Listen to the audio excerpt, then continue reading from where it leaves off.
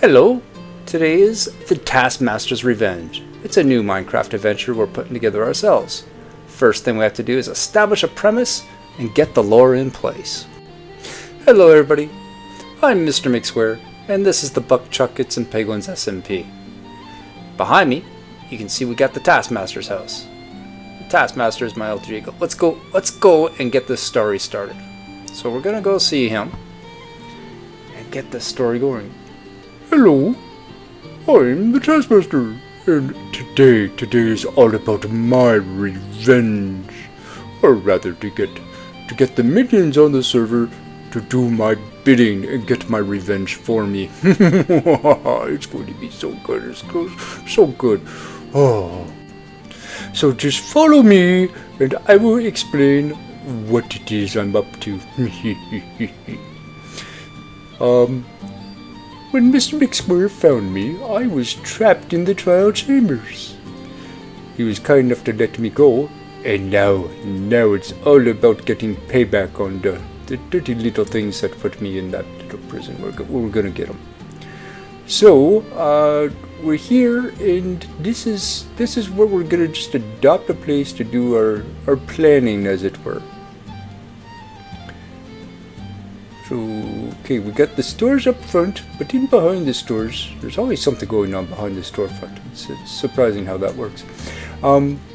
We've got a little bit of a planning room here. Yes, all laid out with some key objectives. And I'm just a helpful spirit, so we're gonna have to get Mr. McSquare to actually do all the legwork for us. But it's pretty good. I just help him out with his content, and then we move forward from there. We have an understanding. Mr. McSquare, everything's on the wall here for you to follow, and I am just going to leave you to it, as it were. All the instructions are on the wall, but if you have any questions, you know where to find me. Okay, I got it. They did you wrong, and now it's your turn to get your payback. Okay, so let's see, what do we have on the wall here?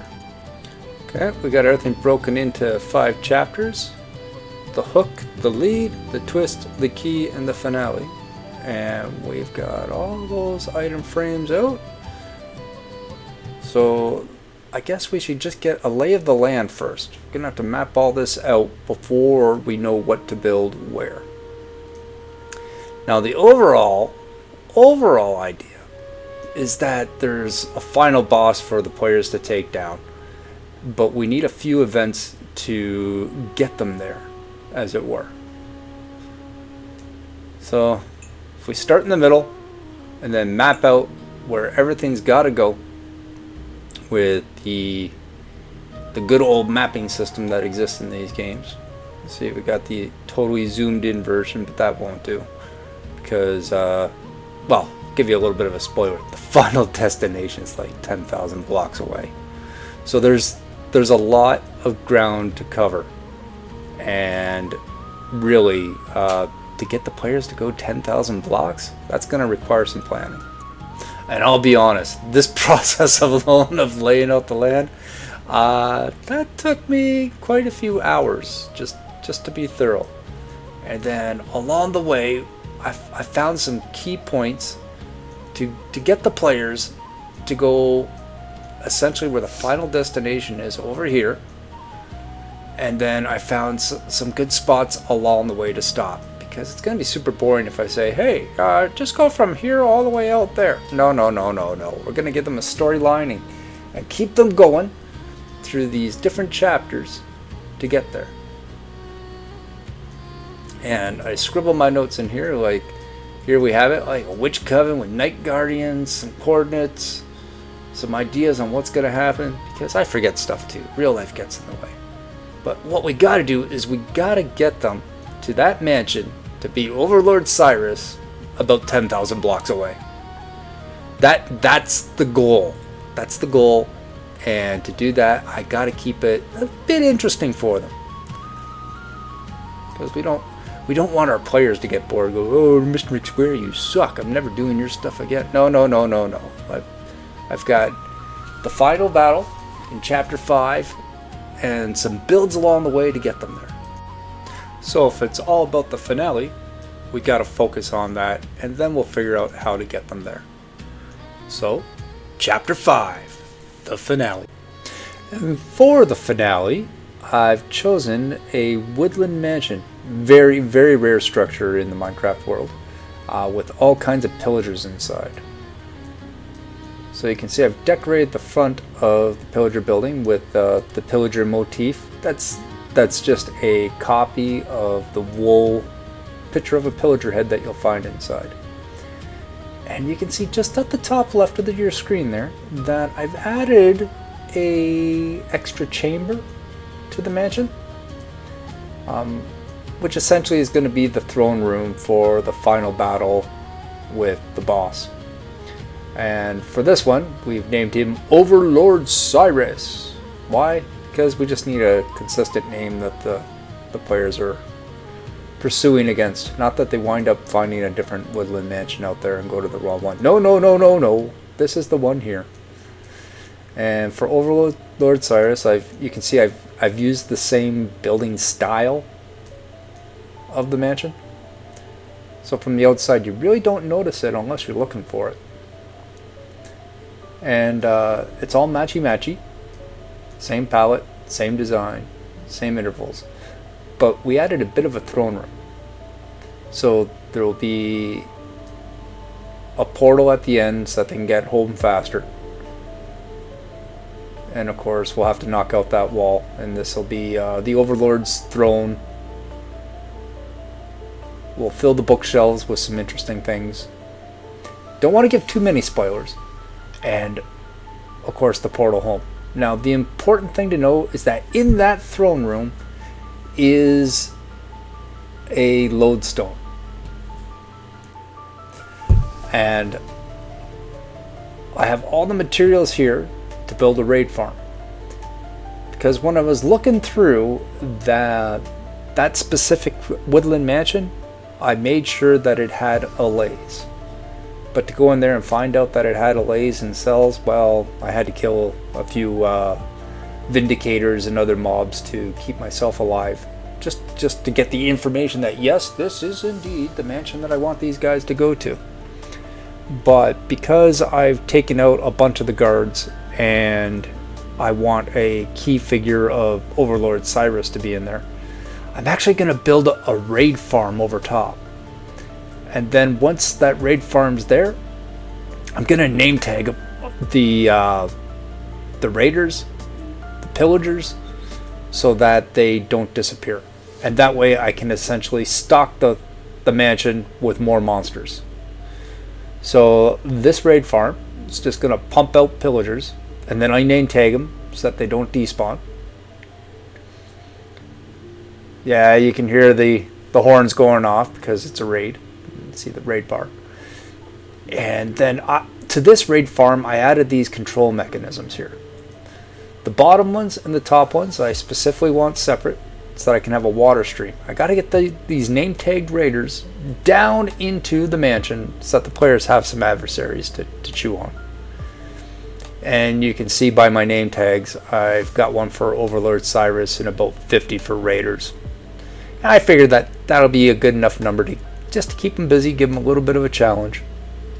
But they're capable. They've got their netherite gear. They should be able to handle it. Can't make it too easy. It's the finale. So there they are. I gotta wait just a few moments because water takes time to get down. And the water stream is my mechanism that I can drop the raiders in there without them dying, because they'll land in a puddle. But I gotta physically give the water time to get down there. And now that it's there, we open up the tops, and then they can flow down. Quite simple. Takes a bit of time, and you have to have your vision of what you want done. Funny thing about this whole thing is that it probably only took me about an hour to put the raid generator together here, the raid farm, but it probably took me 5 hours to troubleshoot and make sure that I could actually drop mobs down there without them dying. And that's why there's a big glass column that goes all the way up and down And of course, knowing that I had to have time to allow the water streams to make their way, yeah, it was a bit of a learning experience of all obvious things that you just don't normally think about. And like any good project, double check your answers. So I can see we got witches and other mobs that I've tagged that have all successfully dropped down there. Now the players are going to come across a bit of a glass box. I don't care. That is such a minor detail. I'm sure they'll get over it. They'll appreciate the work that has been done, and they'll forgive me for leaving some glass blocks in a hallway. And all those glass blocks did was made a pool that wouldn't wreck all the carpets and everything in there. That they could land in their pool in that one spot. And you can see I knocked out the wall to the throne room, and the monsters have free reign through their whole realm on the inside, as they normally would. It's just this woodland mansion happens to have a lot of monsters. So chapter 5 is complete. Now we can backtrack to chapter 4, because 4 sends us to 5. So here we are selecting the site for chapter 4, and the mechanism that I use to get the players to move from one location to another is lodestones and compasses. So at each of these key locations, no pun intended because this is the key, at each of these locations is a lodestone, and all I had to do was connect a compass by right-clicking it on each of the lodestones, and that marries it up. So the compass won't point north, it'll point to the location that it's married up to. And it's great because you can have 10 different lodestones with 10 different compasses, or however many you need, and each compass will correspond to the one that you linked it to. They don't interfere with each other. So at this location here, this is where I want to build a ship, and I'm just calling it the Ghost. And the ship location here is the one that will send you to chapter 5. So yeah, it's because I'm going from lodestone to lodestone, that's why I've got to do all this backwards. Final location, okay, lodestone's in place, and then I've got compasses on me, and now that I've built this ship in makeshift port, I can leave compasses that lead to that last lodestone at this location. And similarly, on board the ship there's another lodestone, and I can make compasses that go back to that one. Okay, ignore the glass wall. I had to keep the spawning pillagers from going in and murdering the one villager that's inside. So we've got a cartographer here. Those are the compasses that will go to Central Command, which is the last location. And we gotta incentivize them a little bit. So in a couple of these cages, we're actually 2 allays. And in the bottom of the allay cage, I just left a little book, which is the little guy going, please help us, heroes. Come on, go to the last location. Help me out, man. Got to keep the players motivated, incentivized, and simple. It's like Minecraft. Oh, look, spawning monsters. Minecraft is an endless sandbox, so keep your margin of error small. You don't want these guys to accidentally go 10,000 blocks in the wrong direction or get bored and quit. So essentially, this is the Ghost. It's just a ship where inside the cartographer's little hut here at the dock, they'll find compasses that take them to the next location. And clearly with the sails mimicking the pillager design, the players will know they're at the right spot. There's no confusion. And I chose this site because, as you saw at the beginning of this, it's a pillager outpost, so monsters will all spawn here and I don't have to worry about upkeeping that. 4 complete. And we had the lodestone there, so that means we can go back to chapter 3, the twist. So I found a temple in my travels, and I thought, yeah, that'd be a cool structure to incorporate into this little mini quest. So built a quick little dock and an entryway up to the temple area. You can see it's on the right. Build a prisoner slave pen. We'll fill that up later on. It's empty right now. This is basically the midpoint of the adventure, so gave the players a portal back with a nice highway through the nether to get them back home if they need more rockets or whatever. Call it a save point. And decorated the interior of the temple here. And my intent is that I'm going to put a couple of mobs in this vicinity. I'm calling it the Temple of Night because I'm going to use the creeper mechanic and stick creepers around the perimeter of the temple here. Here's the map of the grounds. And then when the players find the creaking hearts, there'll be compasses attached to the creeping hearts to get them to the next chapters of the adventure.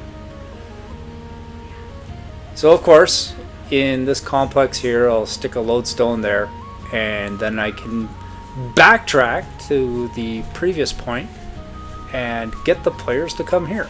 It's the whole reason why the sequence has to be backwards. I need the destination points of the lodestones to be in place before I build the location that sends them to the bloody lodestones. That fits nicely. Cool. So, the twist is complete! Which means we get to backtrack to Chapter 2. The lead. What the heck sent them to the Temple of Night? Well, got the depot. This depot here, again, just another pillager outpost, and I really like using the pillager outpost because they spawn mobs to challenge the players along the way. So that they're not just going from point A to point B, there might be little fights along the way. They got to keep their guards up a bit. And because I'm using pillager outposts, of course, all my construction I try to keep with the theme of the outpost. Cobblestone, dark oak, and a bit of birch. There's a surprising amount of stuff you can do just with that palette, but being consistent, everything will matchy, nicey. And of course, I don't want the players to get lost along the way, so a little confirmation thing that I'm going to incorporate at every site is I'll put the big giant pillager heads or pillager flags like so. So you know when you see that, you're at the right pillager outpost. There's something going on. Mr. McSquare did something here. Just to keep the players on track. Because simple is always better. Don't make it too complicated. Every time you make something complicated, there's 10 times the chance that something's going to go wrong. And I won't spoil it, but you'll see that the one complicated thing I do, of course, the players stumble with, and I kind of had to give them hints along the way. So, just a pillager outpost here, and we decorate it up as a depot. Every one of these locations, I'm using a book. All they gotta do is find the book, and they'll get used to looking for books, which gives them all the information about, oh look, go to the Night Temple, blah blah blah blah blah, Night Temple. And then in some of the other chests, oh look, compasses for the Temple of Night. I wonder where the players should go. Keep them on track. Keep it simple. And it gives me a chance to build some different decorations. I'll throw a lodestone in the corner there. Yeah, it's that simple. So simple that Chapter 2, the lead, is complete. Oh my gosh, Chapter 2 is complete. We get to go all the way back to Chapter 1, the hook. So this is the starting area, and as you can see, it's quite nice actually that the town is growing quite well. Got the different bases. 0-0 here is the spawn, and this little side tunnel right there, that is the direction that is going to start the players off. And just to make sure, again, simple, don't get lost, stay on track. Simple, they come down the road. If they go too far, they're out of road, they're on a beach. That'll be the location of a future lighthouse build, but that's not today's problem. But all they've got to do is follow the road to the first town that's having problems. The whole premise of why are they going on this adventure is because this town here is part of a project and they've got trouble with pillagers, and that's the spark to set it all off. So they'll come on in. It's just a random spawned village. I didn't really alter the village itself that much. The interior of the largest building I've kind of hijacked as the town hall and left a sign right on the front door, and there it is, town hall. And on the interior it's got a book with their starting instructions. It's like, help, pillagers, go do something about it. And that's it. It's just simple and to the point. Don't give them 10 different reasons, 10 different things to do. Just give them one thing, help, go. And even like, what are they supposed to do? My direction to them was, do what you can. Like, nice, simple, vague. Let the adventurers do what they want to do. So they've got this construction site here. Ironically, a beat up iron golem, which is pretty good. And I even enlisted my 10-year-old son to help out, and he was kind enough to build a little barrier wall there. I told him, keep it simple. It's a simple fortification. They're villagers. They don't have much. And then I cut a path through the forest, and that'll take them here. And as you can see, giant pillager heads. You're on the right track. Whatever this build is, it's got something to do with this big pillager adventure, which I like to call the Taskmaster's Revenge. But from pillager base to pillager base, they'll find those giant heads and keep them on track. So, really, it's again a pillager outpost, because that'll spawn mobs for us, and that's a low-level challenge that's constant throughout all these places. The ship's made from an outpost, the depot's made from an outpost, this place is made from an outpost. The Temple of Night, I used the Creakings to be the mob there, and the final area of the mansion, well, I made a raid spawner and fed 50 mobs into the mansion so that the players would have something to fight. So, all the locations have beasts, and all the buildings are done. So, Chapter 1 is complete. Whew! You know, this took me about a week to do, and it was a lot of fun building the different sites, finding the different sites, and it's all done. All that's left is to let my players know that it's ready. Altogether, it took me about a week, and I'd say, like, I'm quite happy with the way it is. I don't know how long it's going to take them to smash it. I suspect 1, maybe 2 sessions, and they should be able to get through it, because it's simple. Point A, point B, point C, point D. I've got a spare compass for everything, because who knows, maybe a creeper shows up and blows things up and I've got to replace stuff. That would suck. But the players are free to destroy anything they want, kill anything they want, and to build this whole thing, I had a concept in mind, laid it out, mapped it out, and even along the way here in each of these books, there's things like coordinates and whatnot that I jot down, just to keep me on track. And it was a lot of fun to do this. Yeah. So I compiled all this down from 1 week into a 25-minute video for you guys, and I hope you've really enjoyed it. Please like, subscribe, all that good stuff. Comment. Love to hear more. I'll steal all your ideas, and I'll do a bit of an outro here with Mr. Taskmaster. Oh, yes. Let's leave on a little bit of a lore note, shall we? Oh boy. So, Mr. McSquare saved me from the trial chambers. All I'm gonna say is that the pillagers were partially responsible for me being in there. It had nothing at all to do with other misunderstandings. Yeah. When would you ever be misunderstood, Mr. Taskmaster? How could that possibly happen? Exactly. I'm just a victim of circumstances. Totally just a victim, mister. No. It's all the pillagers. But we got it. We got such payback.